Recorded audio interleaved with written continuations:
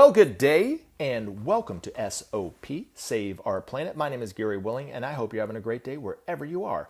Now, I always do a couple things before I start these videos, and it usually takes me to about the minute portion of these videos. So if you've heard these before and you don't want to listen to it again, just skip to about a minute and then you'll get to really what I want to talk about. But the most important thing that I'm hoping that you do, and I do think this is the most important takeaway from these videos, is if you're interested in knowing more about Maitreya and the Masters of Wisdom, look into it and investigate this information for yourself. Don't take my word for it. I'm not expecting you to agree with me or just see that it's true based on what I'm saying. You know, you might, but I'm not expecting it. And I'm hoping, I'm not even expecting you to do this. I'm hoping that you just take it a little further, do a little research, and do a little investigation for yourself.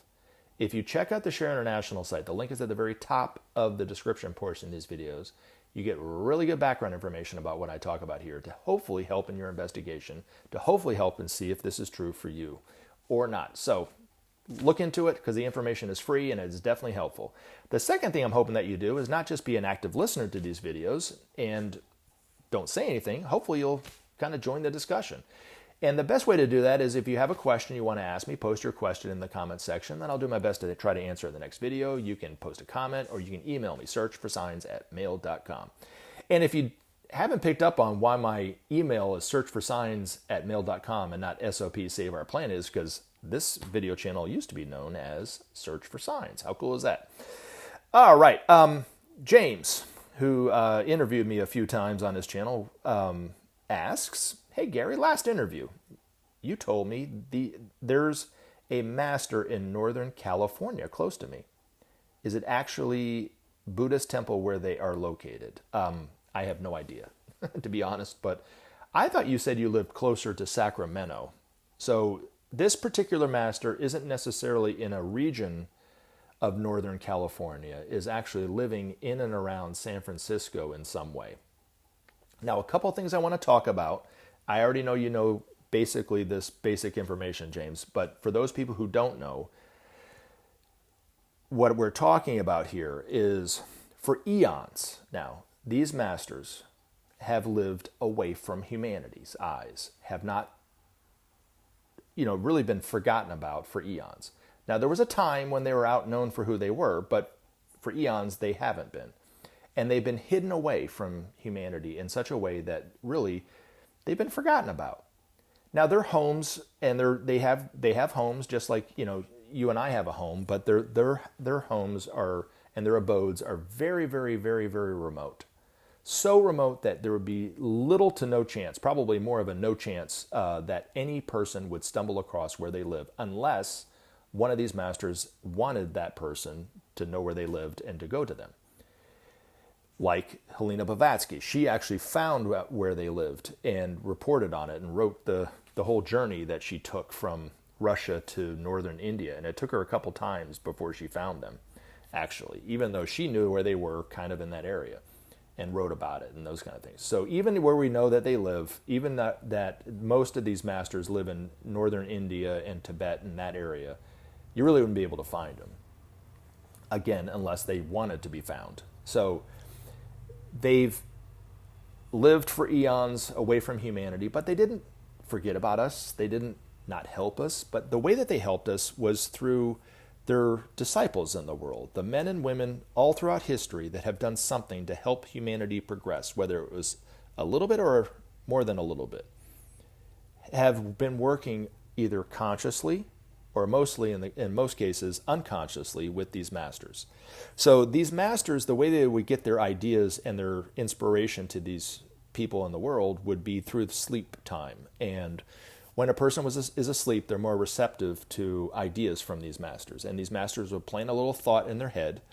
These people would not realize that it's coming from one of these masters. They would think it was just coming from themselves. And they're like, oh, I have a wonderful idea for an invention or a spiritual idea or some kind of economic model or political model. And it's really in any field of endeavor. So anything that you think about that humanity is involved in, from politics to spirituality and religion to inventions to art, these masters are working with men and women in those fields and have for eons, really.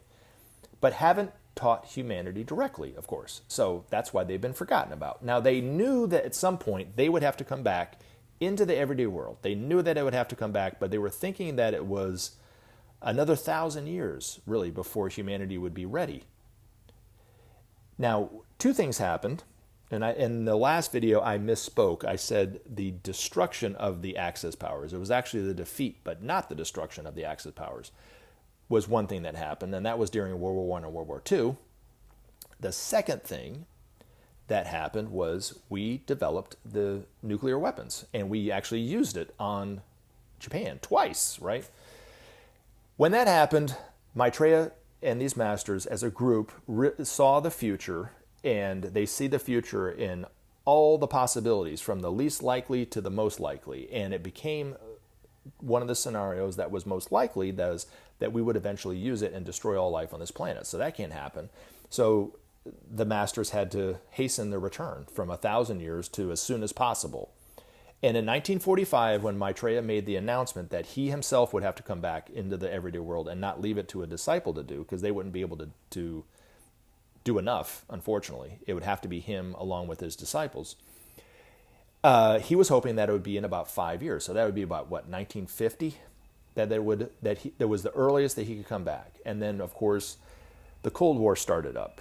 And that kind of put it back. Now, somewhere in the 50s, and I don't have the exact date in front of me, and it really doesn't matter. It was somewhere in the 50s. He approached 5 disciples in 5 major cities: New York, Benjamin Crème in London, one in Geneva, one in Darjeeling, and one in Tokyo, to help kind of prepare people for the idea that these masters were coming back. Kind of like John the Baptist in the Bible, letting people know that the Messiah was about to come back. The only one that took it up was Ben in London. He was the only one that saw it as something that he could do and something that he believed in and wanted to do, I guess, to kind of simplify it. And he kind of took on the work with one of these masters who worked with him telepathically for really years, and to be trained enough to where he could do what he did for as long as he did. The other 4 did not decide to take it up. And we all have free will, and Maitreya didn't force them to do anything that they didn't want to do. But the other 4 decided not to do it in their own way, whether they didn't believe it or it didn't register with them. And then the one in Tokyo, a woman who was the only woman in the group, started to believe that she was Maitreya based on these visitations from Maitreya that she received. But Maitreya asked Ben if he would be willing to take up this work and make known his presence at some point. And he said yes. This was in the 50s, and he said around, I can't remember exactly how many years Maitreya said. I think he said in about 20 years that he would eventually be able to come back based on the current situation. And it was a couple years before that, so it was like 18 years, 17 years. Like I said, I can't remember the exact amount of years, and it doesn't really matter. But it was a little quicker than Maitreya was thinking that he would have to come back. Now, in the 70s, and this is where I'm getting to James's question about this master in San Francisco. In the 70s, at some point, 5 masters left their ancient abodes and entered 5 cities quietly. They didn't make an announcement about it. No one really knows who they are. I'm sure there are some people in those cities who are very conscious of who these masters are, because these are pretty big cities, and within those cities would be a disciple evolved enough to know that they were there. But they are not even letting anybody know, because we won't know who they are until after Maitreya is out known for who he is. So let's be clear about that. But one went into New York, and then eventually one went into London, apart from Maitreya, because Maitreya hadn't even gotten into London yet. One into Geneva, one into Darjeeling, and one into Tokyo. And then 2 came in a little after. Ben never gave the time frame, but he said it was a little while after. One slipped into Rome and lives on the outskirts of Rome, and that's the master who was Jesus, the Master Jesus, who will eventually head up the churches. And then the other one went into Moscow. And then several other masters started to go into some other cities. And the cities that I remember him mentioning, one was in Beijing, one's in Paris. And he did a television interview where he mentioned that one was living on the outskirts of LA and the other one was living on the outskirts of San Francisco. And that's about all I know about it. I don't know if they're living in a Buddhist temple or not or whatever, but there would be no way, James, for you to even remotely recognize this master. These masters are very adept at hiding in plain sight, so you wouldn't be able to find them even now, to be honest. So I would say if you're thinking it's someone in a Buddhist temple, it's probably not. Now, again, the important thing to understand is that there won't be anybody in any of these cities that will be recognized even as a possibility of being one of these masters, is the point, right? Now, Maitreya is the only one of these masters who is interacting with humanity directly in any level, even though he's not saying his name and won't say his name until the day of declaration. And that kind of leads me to your other comment about, let us know who he is, and I know you're kidding, you know what I mean? But the thing about it is, James, is I know you don't agree 100% with what I'm saying. And that's not important. I don't believe anybody would take what I said about this at face value, because I really have no proof other than you have to kind of take me at my word and kind of believe it on whatever level you believe it, right? That's why I always encourage everyone to look into this information for themselves. And I think you've done that on some level, right? But as the old adage goes, James, I'm teaching people how to fish, not just give them a fish. Now, I'm not withholding any information about who and what Maitreya, the name he's using on TV. I'm only telling you the qualities of this person so that you can recognize him, right? And one quality is actually something that you brought up not too long ago, based on somebody that was commenting on my channel who goes by the name Maitreya, who thinks he's Maitreya, which is, that's his belief, whatever. I know he's not Maitreya because Maitreya is not going to use his name, right? He's not going to say he's Maitreya. And good luck trying to convince him otherwise, right? But you noticed that there was a guy claiming to be Maitreya, and you asked me a question. Is this the guy? Is this who you've been talking about, or is this just somebody else? So at least you're listening to the information enough to kind of give you a little bit of a head start on at least knowing who is not, because you asked the question, and I know you probably already knew the answer to that question, right? Even though you asked me, right? So he's not going to use his name. That's one clue. So whoever's out there using the name Maitreya or referring to themselves as the Christ or the Messiah or the coming teacher is not him. It says it in the Bible. If they say they're the Christ, don't believe them, right? Well, he and these masters are the source of those ancient texts in the Bible. They were the ones that were inspiring certain people who are writing in the Bible to write it in that way, to kind of give clues about these things, to give clues about the truth about who we are, to give clues about our own divinity, to give teachings about how to love. That's all coming from the masters of wisdom. The spiritual representatives of God on our planet is really what it is. Now, I know religious people don't believe that, and that's fine. But, from the Ageless Wisdom Teachings, from the esoteric point of view, that's what happened. So the source of the Bhagavad Gita, the source of the Quran, the Bible, the Buddhist text, and those kind of things are all coming from the same source. That's why you can, if you look at it from a non-denominational view, you'll see that there's actually the same truths in the Bible as there is in the Bhagavad Gita, as there is in the Quran, as there is in the Buddhist text. They are all the same because they're all coming from the same source. Even though they might be talking about it a little bit differently, there might be things put in and taken out that we as a humanity did because we didn't like it and we liked something better and we probably shouldn't have done that, and that's creating the confusion.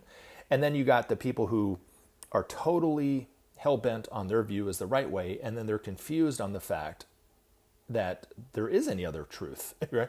But it's all the same truth.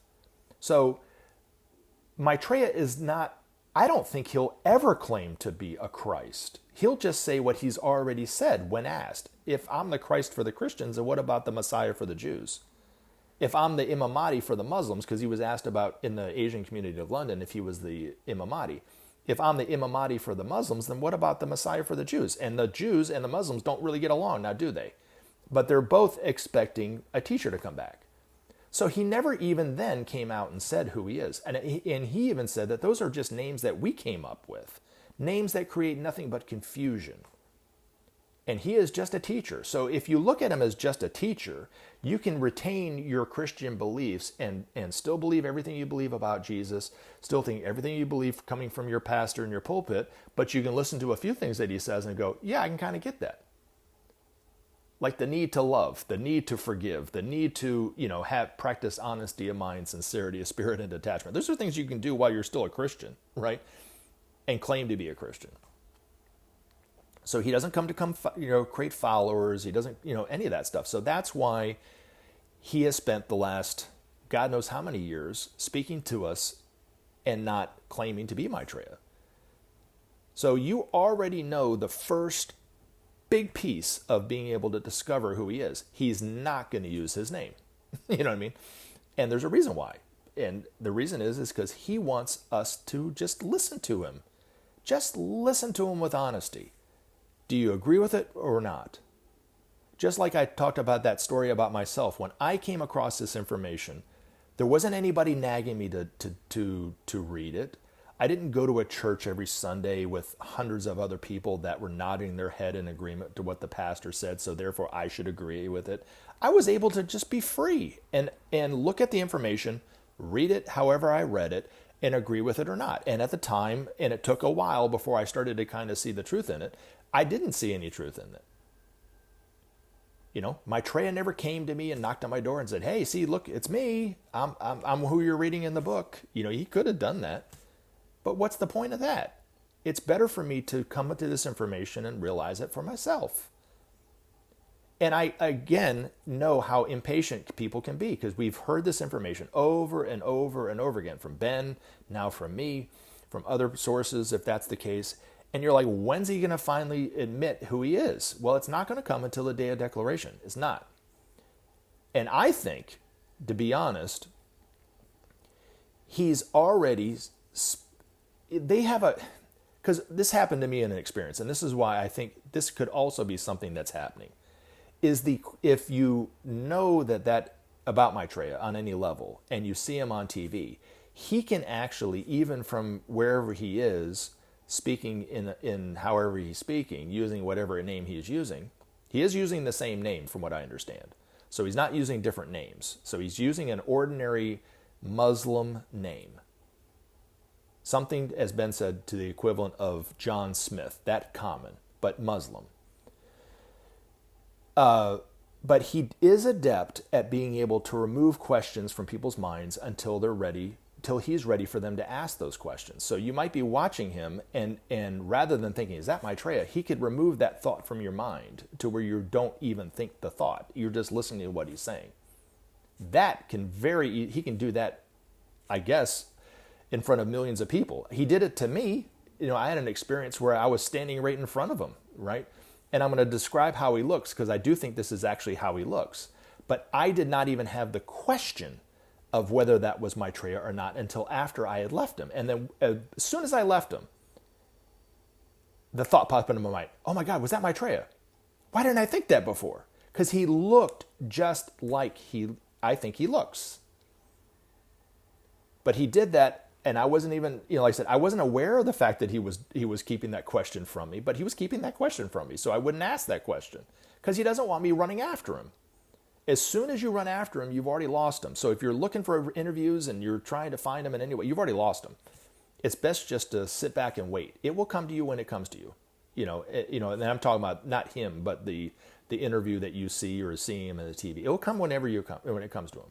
Okay. So, but I think I said this I'm sure I said this when I talked to you on your channel, James, but I'm going to tell this to other people. He looked very similar to the Maitreya Buddha statues.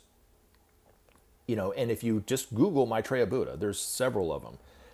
Some look more like the Buddha. He did not look like he looked like a combination of what we would think Gautama Buddha to look like and Maitreya Buddha, I guess is the best way to look at it. But he was a very handsome man. I mean, looking at him, but he also looked impressive. He was dressed to the nines, very well dressed. And from what Ben says, he dresses like that. He does not look disheveled. You know what I mean? He can think clothes on his body, and he looks very, very, very dressed, well dressed. But he looked a little taller than me. I'm 6 feet or roughly 6 feet. I think I've lost an inch or so because I'm getting older.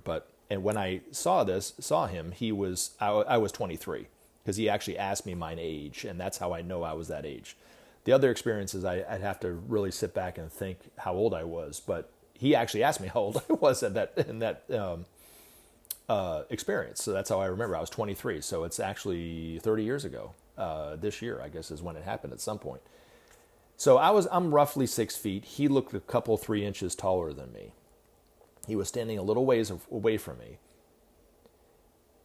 He looked like Maitreya Buddha, high cheekbones. And this is how Ben described him actually in London. So that's why I think it looks like him actually. But he had high cheekbones, of Middle Eastern descent kind of looking.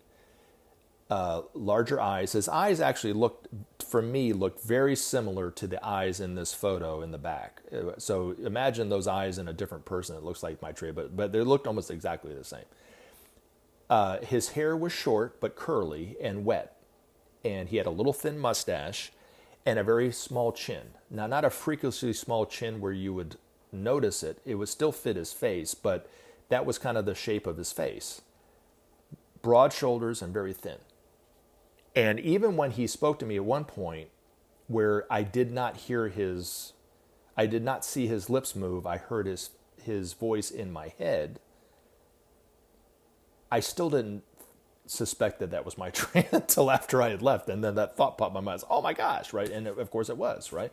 But that's kind of how I think he looks, to be honest. And I could be wrong, but that's how I think he looks. But he could speak to you, apparently, and not have that question pop in your mind.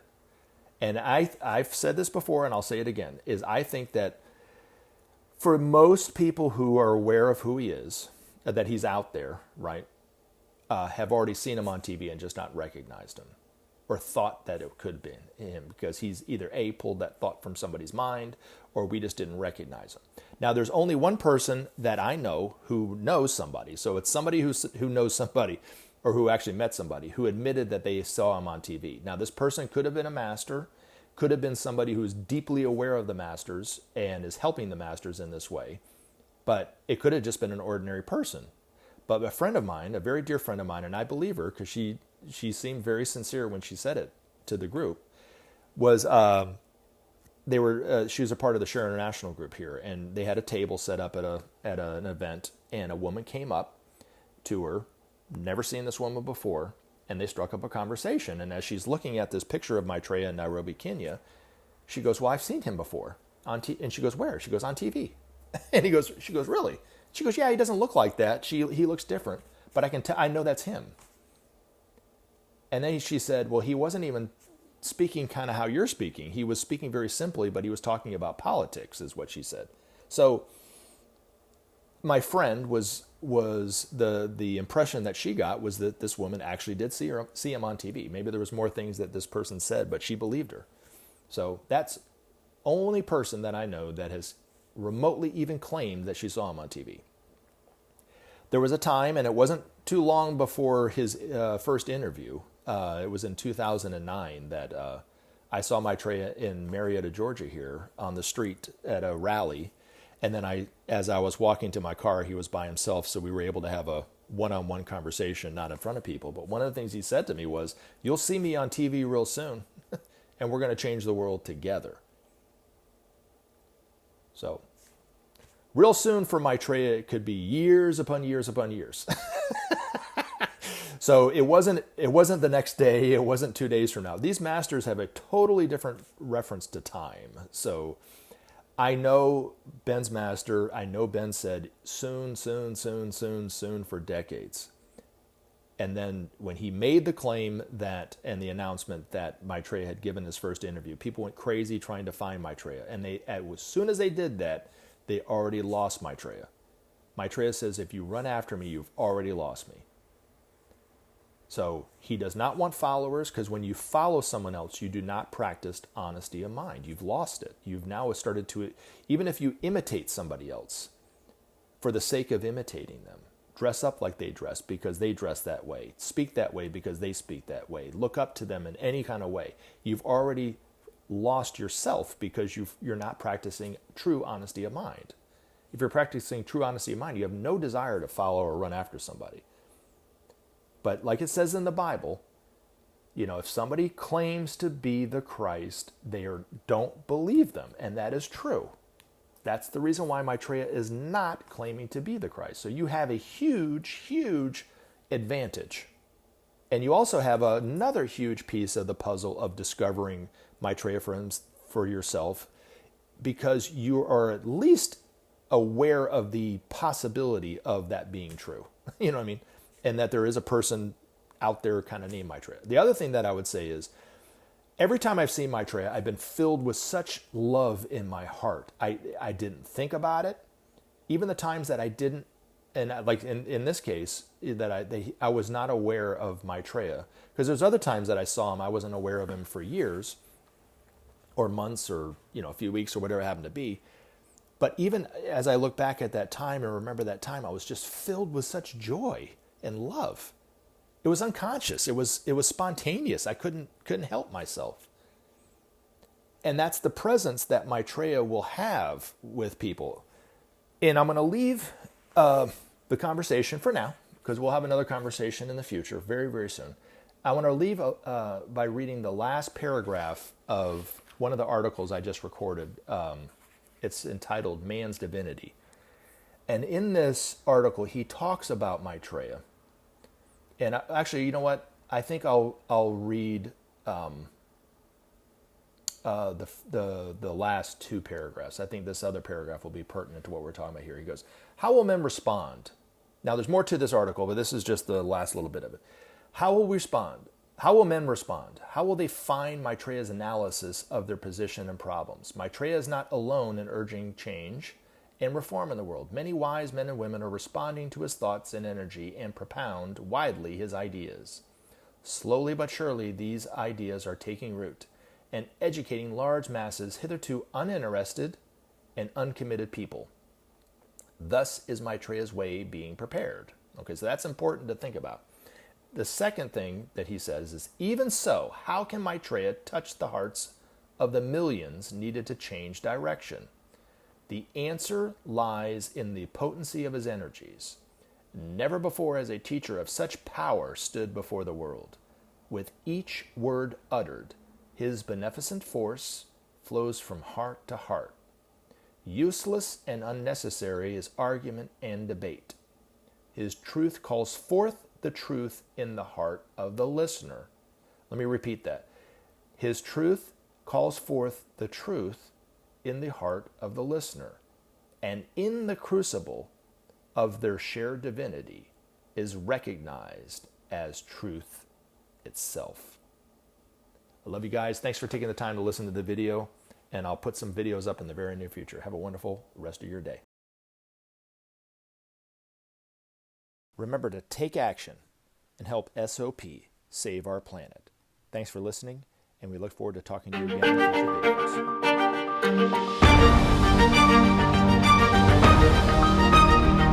videos.